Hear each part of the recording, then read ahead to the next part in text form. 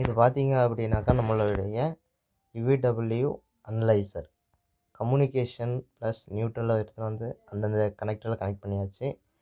தென் U V W out எடுத்துன்னு வந்து compressor ஜாக்கில் வந்து கொடுத்தாச்சு. சரிங்களா? எஸ்எம்பிஎஸ்ல இருந்து அவுட் எடுத்துன்னு வந்து யுவிடபிள்யூ அனலைசருக்கு சப்ளை தனியாக கொடுத்தாச்சு. இப்போது அனலைசர் ஆன் பண்ணியாச்சு. தென் பிசிபியை வந்து ஆன் பண்ணுறோம். Indoor and outdoor. Indoor outdoor on ஆன உடனேயே அந்த 2 எல்இடி பாருங்கள் பிளிங்க் ஆகுது.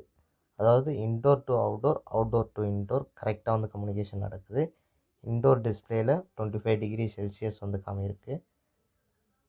இன்டோர் ஃபேன் மோட்டார் போகுது. கம்ப்ரஸரு ஆன் ஆகும்போது அவுட்டோர் ஃபேன் மோட்டர் ஆன் ஆகும்.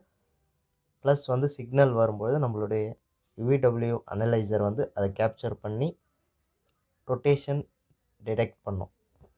சரிங்களா? வீடியோவை வந்து ஃபாஸ்ட் ஃபார்வேர்டு வந்து பண்ணுறேன்.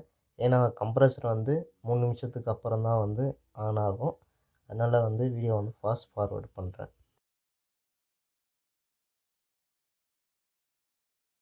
இப்போ பார்த்தீங்க அப்படின்னாக்கா பிசிபியிலேருந்து கம்ப்ரஸர் ஆன் பண்ணணும் அப்படின்னு சொல்லிட்டு சிக்னல் வந்துடுச்சு. அந்த சிக்னலை வந்து நம்ம டெஸ்டர் வந்து ஆன் ஆகிடுச்சு.